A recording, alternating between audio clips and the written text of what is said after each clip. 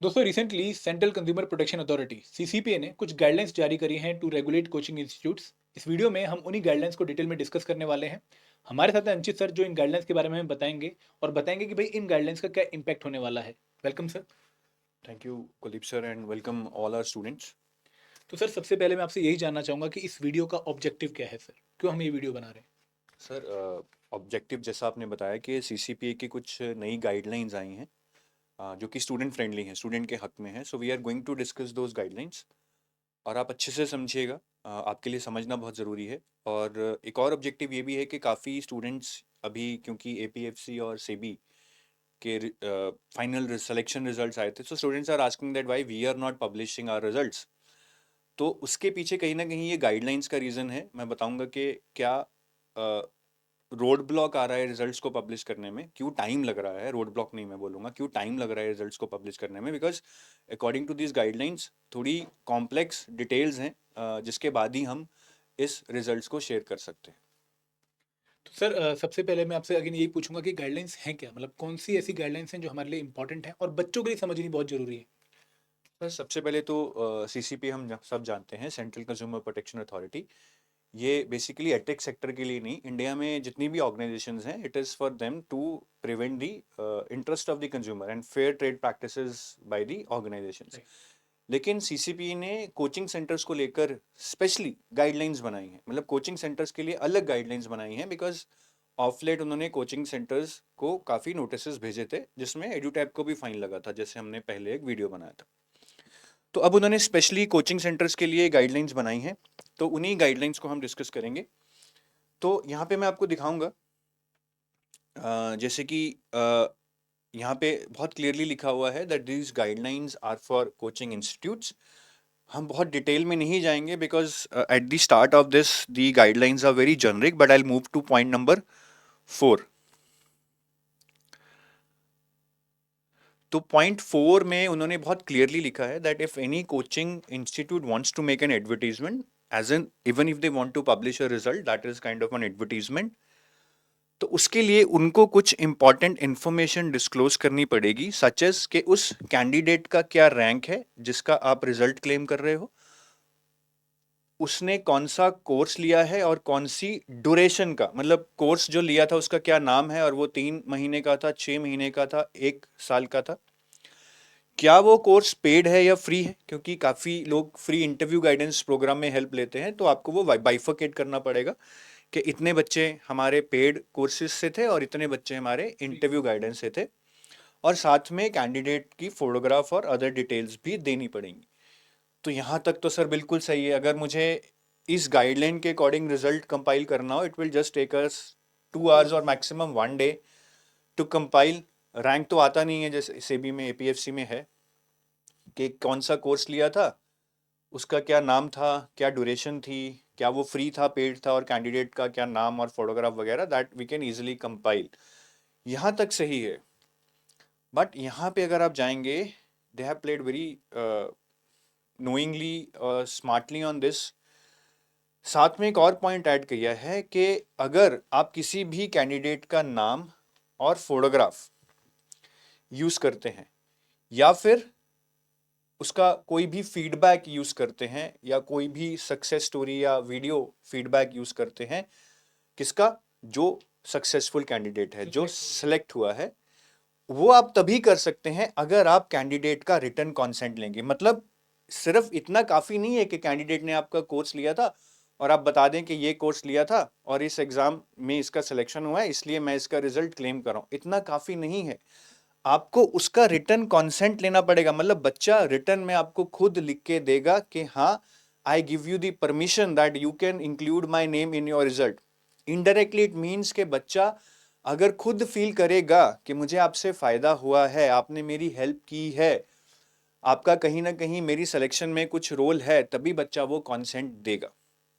और एक बहुत इंपॉर्टेंट पॉइंट है कि ये कॉन्सेंट आप सिलेक्शन के बाद ही ले सकते हो। तो काफी बार सर बड़े इंस्टीट्यूट्स में क्या होता है, अगर आप नीट और आईआईटी जेई में देखेंगे, वो एनरोलमेंट के वक्त ही काफी फॉर्म भरवाते हैं। उनमें से एक फॉर्म में दे टेक योर परमिशन कि अगर आपका कल को सिलेक्शन होता है तो हम आपका रिजल्ट क्लेम करेंगे, हम आपका रिजल्ट पब्लिश करेंगे, लेकिन वो सिलेक्शन से पहले था, तो अब उसकी कोई मान्यता नहीं है। It has to be subsequent to the selection. तो सर इस पर्टिकुलर जो गाइडलाइन आपने बताई कि इस जो है सब्सिक्वेंट टू सिलेक्शन आपको कंसेंट लेनी है, इसका क्या इम्पैक्ट पड़ने वाला है कोचिंग इंस्टीट्यूट्स पे सर, और बच्चे पे क्या इम्पैक्ट पड़ने वाला है सर इसका?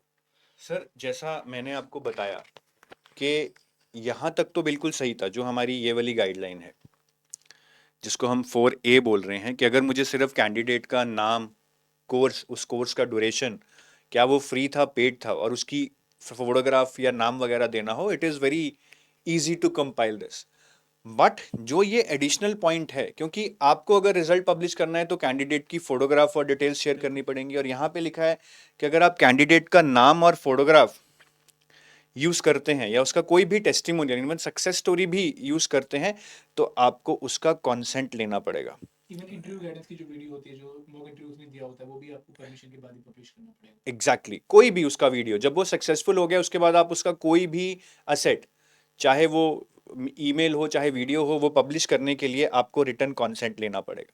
उसका नाम तक यूज करने से पहले अपने रिजल्ट में, उसका फोटोग्राफ तक यूज करने से पहले अपने रिजल्ट में आपको उसका कॉन्सेंट लेना पड़ेगा। और ऐसा नहीं है कि आप बिना नाम के रिजल्ट पब्लिश कर देंगे या बिना फोटोग्राफ के, क्योंकि ए में बहुत क्लियर है कि आपको कैंडिडेट के डिटेल्स भी देने पड़ेंगे, फोटोग्राफ देना पड़ेगा, मतलब नाम भी देना पड़ेगा। और जब आप उसका नाम देंगे, नाम और फोटोग्राफ देंगे, तो आपको उसका कॉन्सेंट लेना पड़ेगा। तो अब ये जो पार्ट है कि उसका रिटर्न कॉन्सेंट लेना है सिलेक्शन के बाद, ये सर टाइम टेकिंग है। इसमें ऐसा नहीं है कि आप आज रिजल्ट आया तो एक ही दिन में कंसेंट मिल जाएगा।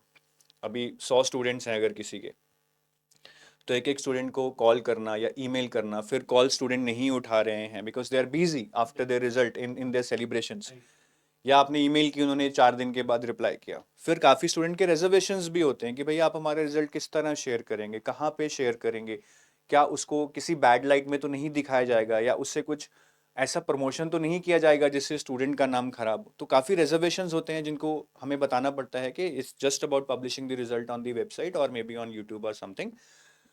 तो इसमें एक ये टाइम टेकिंग प्रोसेस है, और काफ़ी स्टूडेंट आपको इसमें मना भी करेंगे, क्योंकि जैसा मैंने बताया अब ये स्टूडेंट डिसाइड करेगा। इट्स नॉट अबाउट कि उसने आपका कोर्स लिया है और आप बस डेटाबेस में से नाम निकाल के उसका नाम आप डाल देंगे कि इसने मेरा ये कोर्स लिया था, इतनी ड्यूरेशन का था, ये पेड था, और इसलिए मैं इसका रिजल्ट क्लेम कर रहा हूँ। It's not simple like that now. अब ट्रांजेक्शन करने से मतलब वो आपका स्टूडेंट नहीं हाँ, सिर्फ ट्रांजैक्शन करने से, चाहे पेड हो चाहे फ्री हो, वो आपके रिजल्ट में शामिल नहीं हो पाएगा जब तक वो अपना कॉन्सेंट नहीं देगा। ये बहुत, कॉन्सेंट वर्ड को आप समझिए, रिटर्न कॉन्सेंट है, वर्बल नहीं है, रिटर्न है। So it has to be over an email और ओवर द पेपर और something, and this has to be subsequent to the selection. क्योंकि सिलेक्शन से पहले लेना तो आसान है। अगर आप बच्चे को बोलेंगे कि हम आपका मॉक इंटरव्यू करवाएंगे, आप हमें परमिशन दीजिए कि हम आपका रिजल्ट पब्लिश कर पाएंगे, तो बच्चा बोलेगा ठीक है। बट जब सिलेक्शन होने के बाद आप कॉन्सेंट लेंगे, तब कॉन्सेंट उसी को दिया जाएगा wherever the student feels that these people have really help मी।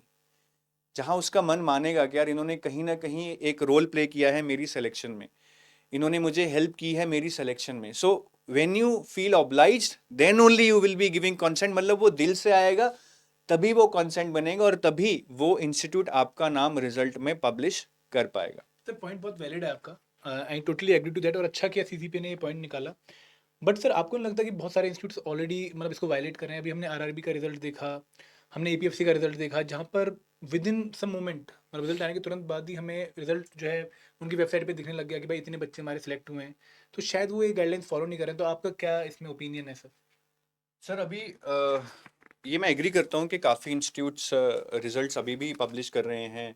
हालांकि काफ़ी इंस्टीट्यूट्स, जैसे आपने आरआरबी की बात की, उन्होंने ये बताया है कि हमारे कौन से कोर्स से, पेड या फ्री कोर्स से बच्चे निकले हैं, बट काफ़ियों ने फोटोग्राफ नहीं शेयर किया है, डिटेल्स नहीं शेयर किए हैं, और जैसे ही वो ये शेयर करेंगे तो कंसेंट भी लेना पड़ेगा। तो मतलब कहीं ना कहीं जो वो रिजल्ट शेयर कर रहे हैं, वो that is not according to the guidance, that is what I feel. But आप जानते हैं सर, ये एक लीगल प्रोसेस है, इनमें काफ़ी सारी इंटरप्रिटेशंस हो सकती हैं। हमारा इंटरप्रिटेशन तो यही है, क्योंकि बहुत क्लियरली लिखा है कि अगर आपको एडवर्टीजमेंट या रिजल्ट पब्लिश करना है, आपको कैंडिडेट के डिटेल्स मतलब उसका फोटोग्राफ मतलब नाम भी देना पड़ेगा, और अगर आपको नाम और फोटोग्राफ देना है तो आपको रिटर्न कॉन्सेंट लेना पड़ेगा, सिलेक्शन के बाद लेना पड़ेगा। तो जब आपने एपीएफसी की बात की, मैंने देखा कि with in 2 hours result publish कर दिया गया था, तो इतनी जल्दी इतने लोगों का कॉन्सेंट आना तो नेक्स्ट टू इम्पॉसिबल है। शायद उन्होंने ले लिया हो, वी आर नॉट सेइंग कि वो गलत कर रहे हैं, बट शायद ले लिया हो। बट हमारा इंटरप्रिटेशन ये है, rest it is up to CCPA to डिस। हाँ, हम टाइम लेंगे क्योंकि हमारा भी इंटरप्रिटेशन ये है। अगर ये इंटरप्रिटेशन गलत है तो एक अलग कहानी है, बट अभी तक हमारा इंटरप्रिटेशन यही है, बिकॉज बहुत क्लियरली लिखा है जो भी मैंने आपको समझाया है, और ये गाइडलाइन सीसीपीए की वेबसाइट पे अवेलेबल है। इस वीडियो के डिस्क्रिप्शन में लिंक है, वहाँ पे जाकर भी आप ये गाइडलाइंस पढ़ सकते हैं। तो इसमें ऐसा नहीं है कि ये डॉक्यूमेंट कहाँ से आया है, बहुत ही एक ट्रस्टेड सोर्स से है, सीसीपीए की वेबसाइट से है, और लिंक सीसीपी कंज्यूमर अफेयर्स की वेबसाइट पे ही पूरी गाइडलाइंस हाँ, हैं। तो ये लिंक डिस्क्रिप्शन में दिया गया है, आप इसको खोल के देख सकते हैं। Thank you very much sir, आपने बहुत डिटेल में इन गाइडलाइंस को बताया। एंड अगेन दोस्तों, मैं आपको यही जो है राय देना चाहूँगा, यही आपको सजेशन देना चाहूँगा कि आपको एम्पावर कर रहा है सीसीपी इस पर्टिकुलर गाइडलाइन के थ्रू कि भाई आप डिसाइड करिए कि आपकी रियल में किसने हेल्प करी है, आप किसको ऑब्लाइज्ड फील करते हैं। तो अपना जो डिसीजन है बहुत अच्छे से इसको जो है आप यूज़ करिएगा। And please be aware about such guidelines, ये आपको हेल्प करती हैं आपकी लाइफ में भी और आपके डिफरेंट प्रोसेस में भी। Thank you very much. जय हिंद, जय मैं भारत। एक लास्ट में ये चीज़ बोलना चाहूँगा कि जैसे बहुत साल पहले एक ऐड आती थी, जागो ग्राहक जागो, तो ये एक स्टूडेंट्स के लिए मैं बोलूँगा एक बहुत ही एम्पावरमेंट वाली चीज़ है। तो इट्स लाइक जागो स्टूडेंट जागो। तो फ्यूचर में जब भी आप कोई एग्ज़ाम क्लियर करें, well this is only for students who clear the exam, तो आप प्लीज़ इंश्योर कीजिए कि जहाँ भी आपका रिजल्ट पब्लिश हो रहा है वो कंसेंट के बाद हो रहा है, और कंसेंट देने का हक आपको है। तो जहाँ भी आप फील करें, मल्टीपल जगह भी अगर फील करते हैं कि किसी ने आपकी 10% हेल्प की है या किसी ने 15% की है, you can give your consent there. Thank you.